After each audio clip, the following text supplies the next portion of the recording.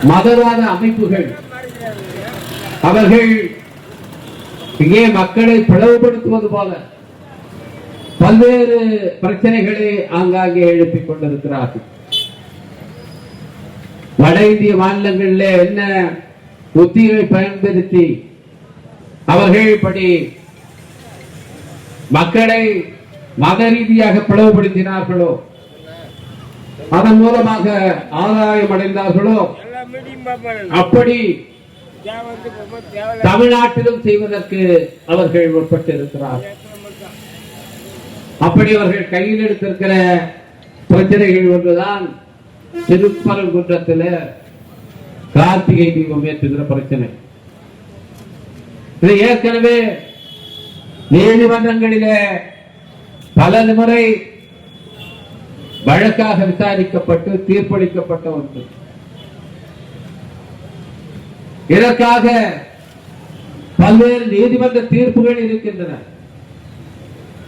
கடைசியாக பார்த்தால் 2017ஆம் ஆண்டு இதை பற்றி அதே சென்னை உயர் நீதிமன்ற மதுரை கிளையிலேயே 2 நீதிபதிகள் கொண்ட அமர்வு ஒரு தீர்ப்பை வழங்கி இருக்கிறது.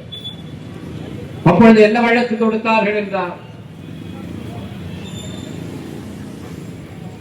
அன்றைக்கு கார்த்திகை தீபம் அன்று அங்கே எந்த இடத்தில் அந்த தீபம் ஏற்றப்பட்டதோ அது மோட்ச தீபத்துக்கு அருகிலே இருக்கிறது. எனவே இது ஆகம விதிகளுக்கு புறம்பாக இருக்கிறது. அந்த இடத்தை மாற்றி நாங்கள் சொல்லுகிற இடத்திலே தீபத்தை ஏற்ற வேண்டும், அதற்கு அனுமதி தர வேண்டும் என்று வழக்கு தொடுத்தார். அந்த வழக்கை விசாரித்த அந்த சென்னை உயர்நீதிமன்றத்துடைய மதுரை கிளையின் அமர்வு விரிவாக இது தொடர்பான ஆவணங்களை எல்லாம் பார்த்து விளக்கங்களை எல்லாம் கேட்டு வாத பிரதிவாதங்களை கேட்டு அன்றைக்கு என்ன தீர்ப்பளித்திருக்கிறார்கள் என்று சொன்னால், மோட்ச தீபம் பக்கத்திலே நீங்கள் தீபம் ஏற்றக்கூடாது என்று சொல்லுவதற்கு அது ஆகம விதிகளுக்கு புறம்பானது, முரணானது என்று சொல்வதற்கான ஆதாரங்கள் என்ன என்று நீதிமன்றம் கேட்டது. ஆகம விதிகள் என்று ஏதாவது அரசமைப்பு சட்டம் போல ஒரு சட்டம் இயற்றப்பட்டிருக்கிறதா என்றால் அப்படியெல்லாம் கிடையாது. எந்தெந்த கோயில்கள் ஆகம விதிகளுக்கு உட்பட்ட கோயில்கள், எந்தெந்த கோயில்கள் ஆகம விதிகளுக்கு உட்படாத கோயில்கள் என்ற பிரிவினை ஏதாவது பட்டியல் செய்து வைத்திருக்கிறார்களா என்றால் அதுவும் கிடையாது. ஏற்கனவே அனைத்து சாதியினரும் அர்ச்சகராகலாம் என்ற சட்டத்தை எதிர்த்து நீதிமன்றத்துக்கு சென்ற போது இப்படித்தான் ஒரு தீர்ப்பை கொடுத்தார்கள். ஆகம விதிகளுக்கு உட்பட்ட கோயில்களிலே அந்த மரபு பாதுகாக்கப்பட வேண்டும். அந்த மரபு என்றால் அந்த கோயில்களிலே பிராமணர்களை மட்டுமே அர்ச்சகராக நியமிக்க வேண்டும், மற்ற கோயில்களிலே நீங்கள் எப்படி வேண்டுமானாலும் வைத்துக் கொள்ளலாம் என்று சொன்னார். இந்த நீதிமன்ற தீர்ப்பில அப்படி சொன்னதற்கு பிறகு தமிழ்நாட்டிலே பல்லாயிரக்கணக்கான கோயில்கள் இருக்கின்றன. இந்த விழுப்புரம் மாவட்டத்திலேயே 10,000க்கும் மேற்பட்ட கோயில்கள் இருக்கின்றன. இந்த கோயில்களை எப்படி வகைப்படுத்துவது, எப்படி வேறுபடுத்துவது? மக்கள் எதையெல்லாம் கோயில்கள் என்று கருதி கும்பிடுகிறார்களோ, வணங்குகிறார்களோ எல்லாம் கோயில்கள் தான். எந்த மேற்கூரையும் இல்லாமல் ஒரு சிலை நிறுவப்பட்டு அதை 2 பேர் கும்பிட்டாலும் அதுவும் அவர்களுக்கு கோயில் தான்.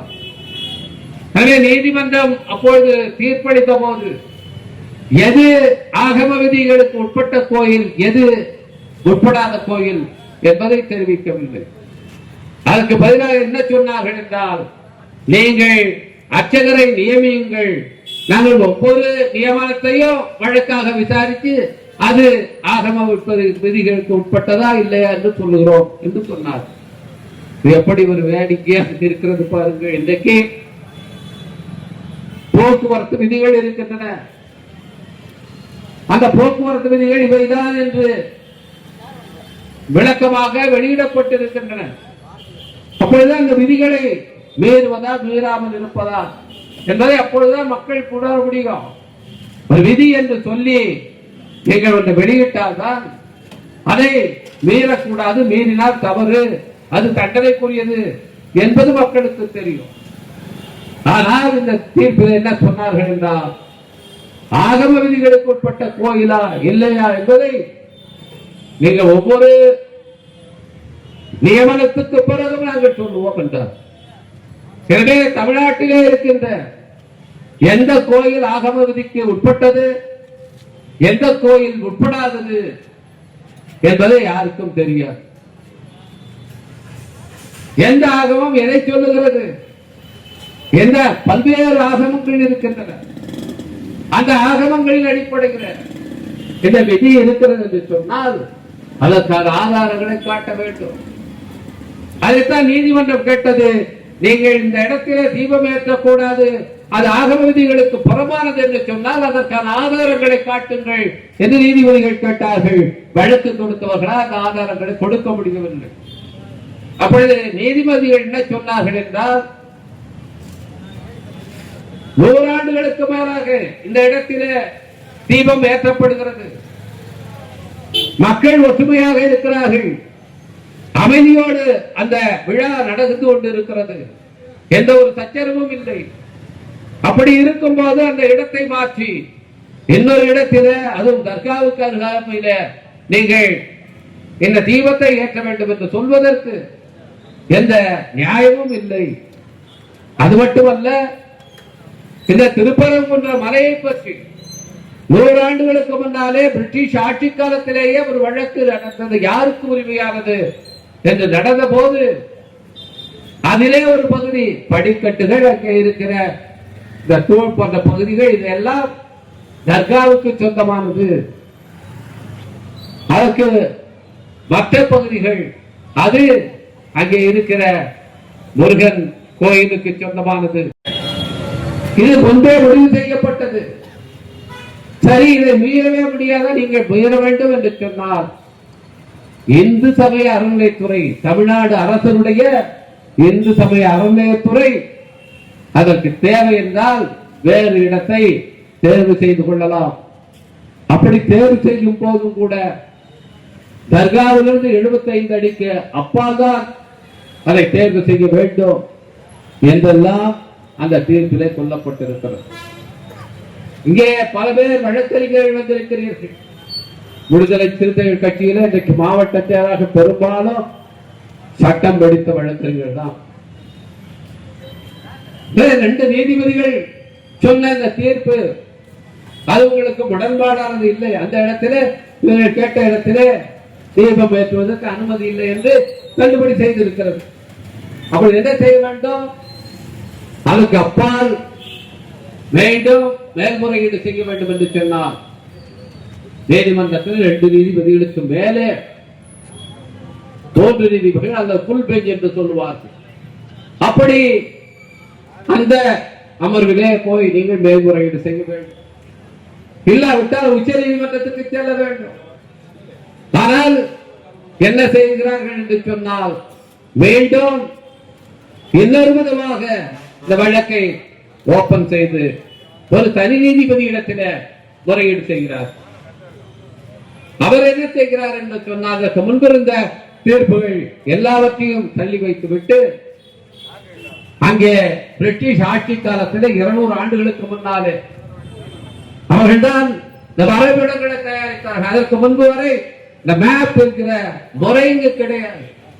பிரிட்டிஷ் ஆட்சிக்காரர்கள் வந்துதான் நமக்கு மருத்துவ வசதியை தந்தார்கள். அவர்கள் காலத்திலே தான் நமக்கு கல்வி தரப்பட்டது. அவர்கள்தான் இந்த நாட்டை நில அளவை அதை அடிப்படையாக கொண்ட மேப்களை உருவாக்கினார்கள். இந்த மக்கள் தொகை கணக்கெடுப்பு செய்ததும் அவர்கள்தான். 1772ஆம் ஆண்டு 1877 1ஆம் ஆண்டிலிருந்தால் இந்த மக்கள் தொகை கணக்கெடுப்பு என்பதே துவக்கப்பட்டது. இவற்றையெல்லாம் அவர்கள் ஒரு முறைக்கு கீழே கொண்டு வரும்போது அப்பொழுது என்ன செய்தார்கள் என்றால், இந்தியாவில் மிக உயரமான இடங்களிலே தூண்களை நிறுவி அதிலிருந்து நில அளவை செய்கின்ற கருவிகளை பொருத்தி அதற்கான கோணங்களை தேர்வு செய்து அதன் அடிப்படையில் அந்த நில அளவை படங்கள் மேப்ஸ் என்று சொல்லுகிறோமே அந்த படங்களை அவர்கள் உருவாக்கினார். இங்கே மட்டுமல்ல, பிரிட்டிஷார்கள் எங்கெல்லாம் ஆண்டார்களோ அவர்களுடைய காலனி நாடுகள் எல்லாவற்றிலும் அவர்கள் இதை செய்திருக்கிறார். எனவே அதற்காக திருப்பரங்குன்றத்தில் அவர்கள் சில தூண்களை நிறுவி அந்த தூண்களின் மேல் அந்த கருவிகளை பொருத்தி அதை ஆராய்ந்து அளவை உருவாக்கி இருக்கிறார்கள். அந்த தூண்களில் ஒன்றுதான் இப்பொழுது தீபம் ஏற்ற வேண்டும் என்று சொல்லுகிறார். இது தீபம் ஏற்றுவதற்காக 1000 வருஷத்துக்கு முன்பே கட்டப்பட்ட தூண் என்று சொல்லுகிறார். இந்த தூண்கள் எப்பொழுது நிறுவப்பட்டன என்பதற்கு ஆதாரங்கள் இருக்கிறது. ஏன்னா பிரிட்டிஷ் ஆட்சி காலத்தில் அவர்கள் எதை செய்தாலும் அதை ஆவணபூர்வமாக செய்திருக்கிறார். இந்த தூண்கள் 200 ஆண்டுகளுக்கு முன்புதான் அங்கே வைக்கப்பட்டிருக்கின்றன. அந்த தூண்கள் நில அளவைக்காக வரைபடம் தயாரிப்பதற்காக உருவாக்கப்பட்ட தூண்கள் என்பதற்கு அது கீழே வட்டமாக ஒரு குறியீடு செய்து அதிலே நடுவில் ஒரு புள்ளி போல வந்து வைத்திருக்கிறார். இது மற்ற தூண்களையும் திருப்பி பார்த்தா அது இருக்கும். ஆனால் இன்றைக்கு தமிழ்நாடு அரசு அங்கே இந்த கார்த்திகை தீபத்தை வழக்கம் போல ஏற்றி இருக்கிற அந்த இடம் அதுதான் காலம் காலமாக தீபம் ஏற்றப்படுகிற இடமாக இருந்திருக்கிறது. அதிலேயே பொறிக்கப்பட்டிருக்கிறது. இந்த இடத்திலே எங்கள் தீபம் ஏற்ற வேண்டும் என்று கண்விட்டே இருக்கிறது. அந்த தூணின் மேலே அனுமனுடைய உருவம் பொறிக்கப்பட்டிருக்கிறது. அந்த இடத்திலே தான் மரபாக இந்த தீபம் ஏற்றப்பட்டு வருகிறது. ஆனால் இவர் எல்லாவற்றையும் தள்ளிவிட்டு பிரிட்டிஷ்காரர்கள் அமைத்த அந்த எல்லைக்கல்லை கொண்டு போய் இன்றைக்கு அது தீபத்தூண் என்று நீதிபதியே குறிப்பிடுகிறார். அந்த தீபத்தூணிலே போய் நீங்கள் உடனே தீபத்தை ஏற்றவர்களுக்கு அனுமதி கொடுக்க வேண்டும் என்று காவல்துறைக்கு மாவட்ட நிர்வாகத்துக்கு உத்தரவிடுகிறார். ஏற்கனவே ஒரு கலவர சூழல் ஏற்பட்டிருக்கிறது. அதனால் மாவட்ட ஆட்சியர் அங்கே 144 தடை உத்தரவு பிறப்பித்திருக்கின்றார். ஆனால் அங்கே யாரையும் அவர்கள் அனுமதிக்கவில்லை. இந்த நிலையில என்னுடைய உத்தரவை நீங்கள் மீறிவிட்டீர்கள். 6 மணியோடு என்னுடைய உத்தரவு முடிகிறது. 6:05க்கு உடனடியாக நான் உங்கள் மேல் நீதிமன்ற அவமதிப்பு வழக்கை பதிந்து விசாரணையை துவக்குவேன் என்று சொல்லி அந்த வழக்கு பதியப்பட்டு விசாரணை துவக்கப்பட்டு அவரே யாரையும் எந்த தரப்பையும் அவர்களுடைய தரப்பு நியாயத்தை சொல்வதற்கான எந்த வாய்ப்பையும் கொடுக்காமல்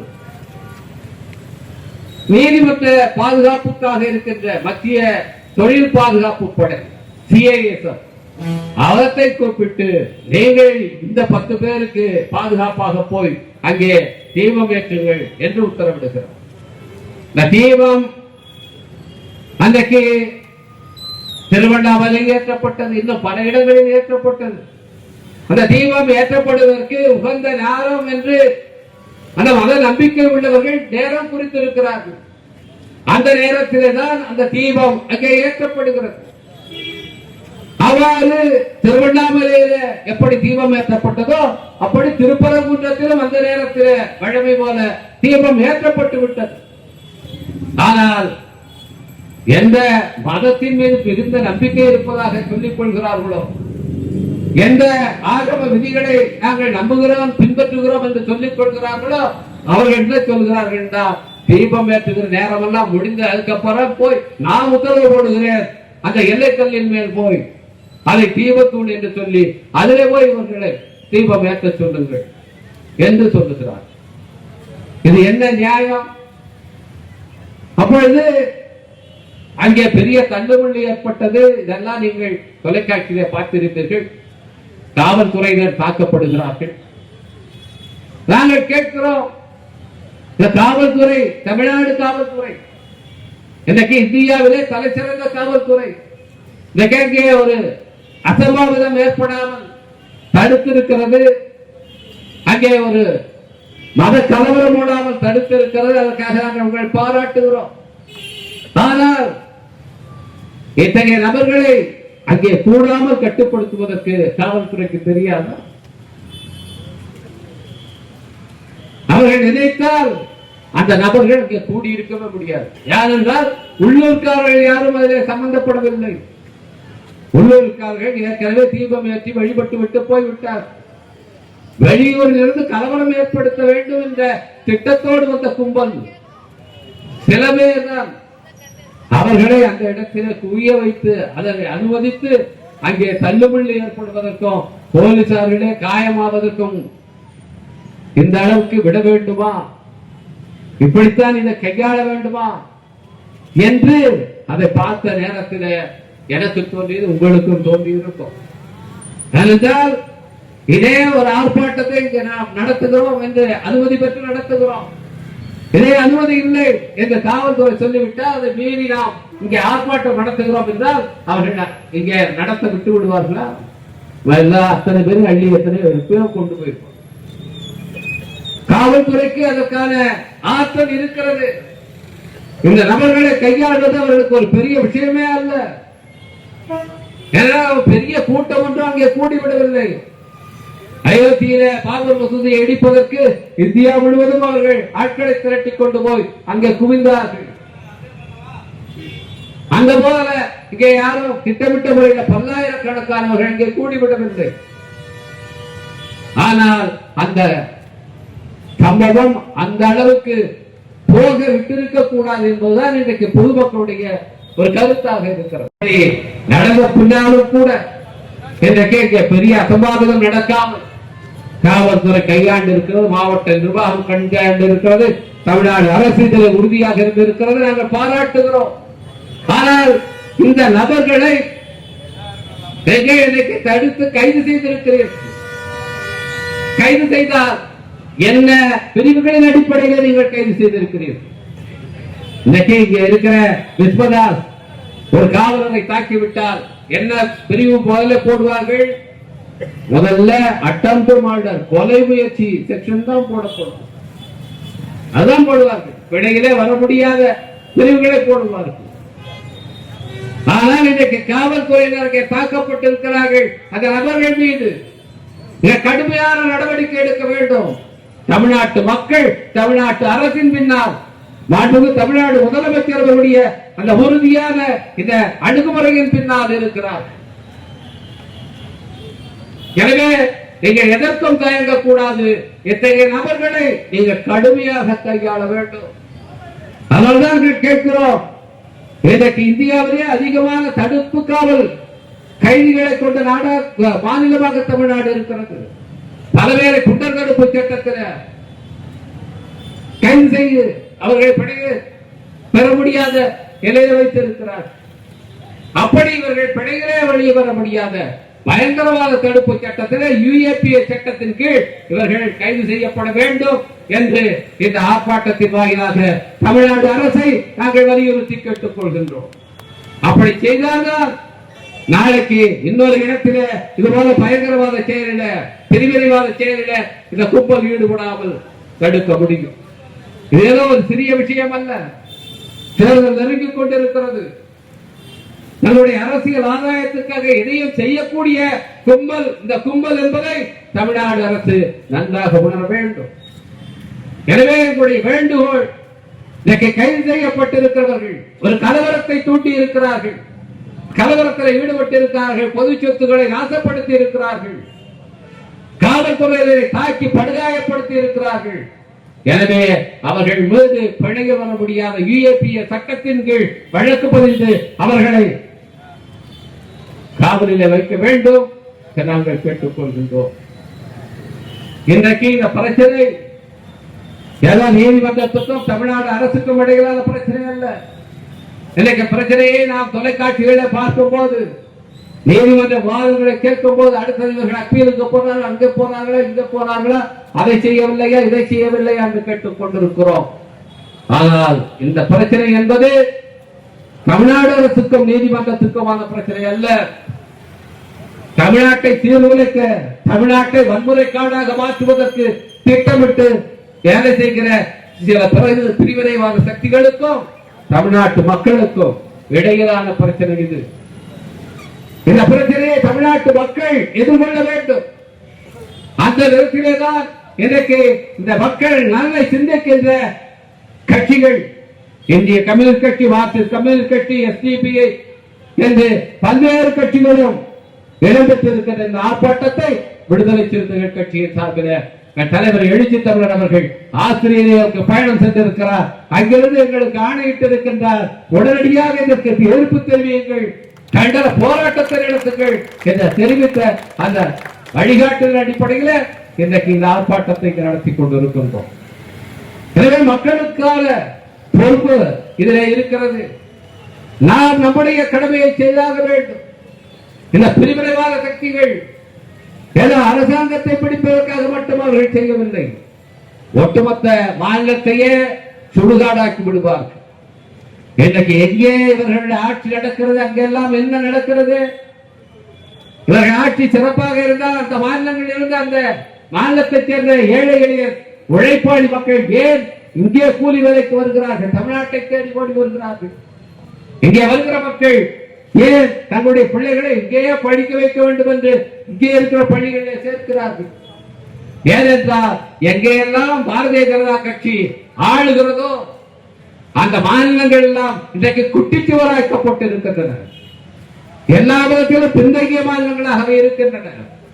பீகாராக இருந்தாலும் சரி, ராஜஸ்தானாக இருந்தாலும் சரி, மத்திய பிரதேசமாக இருந்தாலும் சரி, ஏன் அவர்கள் கூட்டணி ஆட்சி நடக்கிற புதுச்சேரி எடுத்துக் கொள்ளுங்கள். இங்க என்ன நிலை? இவ்வளவு சீரழிந்த ஒரு அரசாங்கம், நிர்வாக திறனற்ற ஒரு அரசாங்கம். 2014ஆம் ஆண்டிலே மோடி பிரதமராக பதவியேற்ற நேரத்தில் அந்த தேர்தல் பிரச்சாரத்தில் என்ன சொன்னார்? டாலருக்கு எதிரான ரூபாயின் மதிப்பு, ஒரு டாலருக்கு, அமெரிக்க டாலருக்கு ரூபாயினுடைய மதிப்பு 60 ரூபாயாக அன்றைக்கு இருந்தது.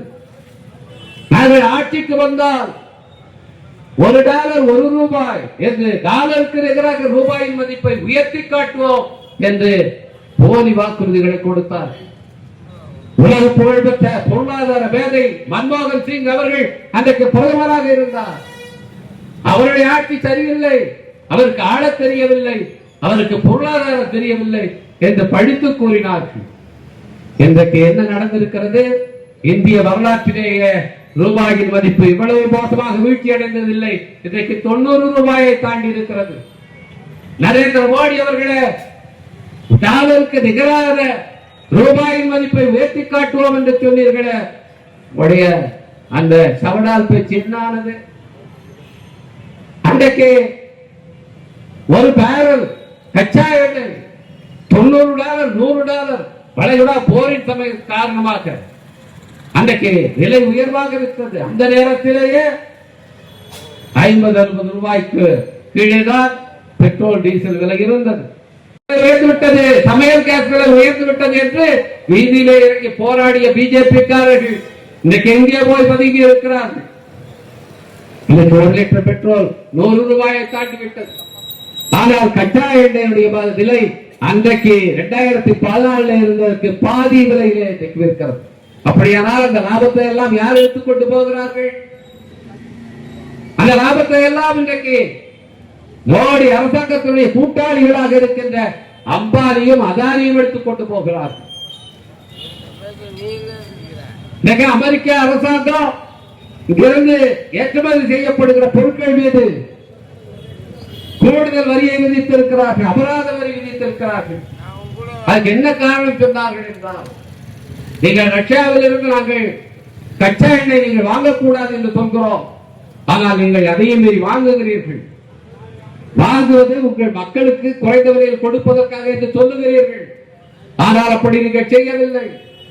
இங்கே கச்சா எண்ணெய் வாங்கி அதை நீங்கள் மேம்படுத்தி ரீபைன் பண்ணி அதை வெளிநாடுகளுக்கு நீங்கள் விற்கிறீர்கள்.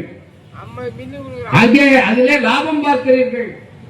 எனவே உங்களை நாங்கள் அனுமதிக்க முடியாது, உங்களுக்கு அபராத வெட்டி போடுகிறோம், அபராத வரி போடுகிறோம் என்று போடுகிறோம். இந்த அபராத வரியால் பாதிக்கப்படுபவர்கள் யார்? இன்றைக்கு விழுப்புரம் மாவட்டத்தில் 19 மீனவ கிராமங்கள் இருக்கின்றன. அங்கே இறால் பண்ணைகள் வைத்திருக்கிறார்கள். ஆயிரக்கணக்கான ஏழை மக்கள் வேலை செய்கிறார்கள். இன்றைக்கு அந்த இறால் பண்ணைகள் எல்லாம் மூடப்படுகிற அபாயம் ஏற்பட்டிருக்கிறது. பல்லாயிரக்கணக்கானவர்கள் இங்கு வேலை இழக்கிற நிலை ஏற்பட்டிருக்கிறது. மேற்கு மாவட்டத்திலே திருப்பூர் தொடங்கி பல இடங்களில் இன்றைக்கு கைத்தறி நெசவு என்பது அதைத்தான் நம்பி இருக்கிறார்கள். அங்கே இருக்கிற துணி உற்பத்தி இன்றைக்கு தேங்கி போயிருக்கிறது. அதிலே வேலை செய்த லட்சக்கணக்கானவர்கள் வேலை இழக்கிற நிலை ஏற்பட்டிருக்கிறது. அமெரிக்காக்காரன் போடுகிற அபராத வரியின் காரணமாக ஏழை எளிய மக்கள், விவசாயிகள், தொழிலாளிகள் பாதிக்கப்படுகிறார்கள். அவன் சொல்லுகிற காரணம் என்ன? நீ ரஷ்யாவில் இருந்து எண்ணெயை வாங்கி கூடுதல் விலைக்கு வெளியில விற்கிறாய் என்று சொல்கிறார். அந்த எண்ணெயை வாங்கி யார் விற்கிறார் என்றால் அம்பானி விற்கிறார். அம்பானியை லாபம் ஈட்ட செய்வதற்காக இன்றைக்கு இந்திய மக்கள் அனைவரையும் அமெரிக்காவுடைய வரி விதிப்புக்கு கீழே கொண்டு போய் தள்ளி இருக்கிறது மோடி அரசாங்கம். உனக்கு நிர்வாக திறமை இருக்கிறதா? உன்னுடைய பொருளாதார கொள்கை, உனக்கு என்ன கொள்கை இருக்கிறது? ஆள தெரியாதவர்கள், ஆட்சி நிர்வாக திறனற்றவர்கள். இன்றைக்கு இந்த விஷயங்கள் எல்லாம் வெளியிலே வந்துவிடும். தங்களுடைய முகம் அம்பலமாகிவிடும் என்ற காரணத்தினாலே மக்களை பிரித்தாளுகிற வேலையிலே அவர்கள் ஈடுபடுகிறார்கள். சாதியின் பெயரால் பிரிப்பது, மதத்தின் பெயரால் பிரிப்பது, மொழியின் பெயரால் பிரிப்பது. பீகார் தேர்தலில் நரேந்திர மோடி அப்பட்டமான ஒரு பொய்யை சொன்னார். பீகார் மாநில தொழிலாளர்கள் எல்லாம் தமிழ்நாட்டில் தாக்குகிறார்கள். அங்கே திமுக அரசாங்கம் நடக்கிறது. அந்த திமுக இடம்பெற்றிருக்க இந்தியா கூட்டணியில அந்த ராஷ்டிரிய ஜனதாதளம் இருக்கிறது. இவர்களுக்காக நீங்கள் ஓட்டு போட போகிறீர்கள். பீகாரிகளை அங்கே தாக்குகிறார்கள், அவமானப்படுத்துகிறார்கள் என்று சொன்னார். ஆனால் இங்கே இருந்து பீகாரை சேர்ந்தவர்கள் எல்லாம் நாங்கள் இங்கே பத்திரமாக இருக்கிறோம், அது மட்டுமல்ல பாதுகாப்பாக அங்கே இருப்பதை விட நல்ல பொருளாதார நிலையில இருக்கிறோம், எங்கள் பிள்ளைகளுக்கு நல்ல கல்வி கிடைக்கிறது, மருத்துவ வசதி கிடைக்கிறது. இனிமே அப்பட்டமாக இப்படி பொய்யை சொல்லாதீர்கள் என்று அவர்களே சொன்னார்கள். ஆனாலும் மோடி அப்பட்டமாக ஓட்டு வாங்குவதற்காக இந்த பொய்யை சொன்னார். தமிழ்நாட்டு மக்களை அவமானப்படுத்தினார். எனவே ஓட்டு வாங்குவதற்காக எந்த காரியத்தையும் செய்ய தயங்காத ஒரு கும்பல் இதற்கு தமிழ்நாட்டை கலவர பூமியாக ஆக்குவதற்கு திருப்பரங்குன்ற பிரச்சனையிலே இன்றைக்கு ஈடுபட்டு இருக்கிறது. அந்த கும்பலுக்கு உற்சாகம் அளிக்கிற, ஊக்கம் அளிக்கிற விதத்தில் நீதிமன்றமும் செயல்படுவது என்பது எனக்கு நமக்கு அதிர்ச்சி அளிக்கிறது. நினைவு நாள் அவர் உருவாக்கிய அரசமைப்பு சட்டம், எந்த ஒரு நீதிபதி பதவியேற்றாலும் அவர் இந்த அரசமைப்பு சட்டத்தை என்னுடைய விழுமியங்களை நான் பாதுகாப்பேன், உயர்த்தி பிடிப்பேன் என்று உறுதிமொழி எடுத்துக் கொண்டாக வேண்டும். அப்படித்தான் பதவி பிரமாணம் எடுக்க வேண்டும்.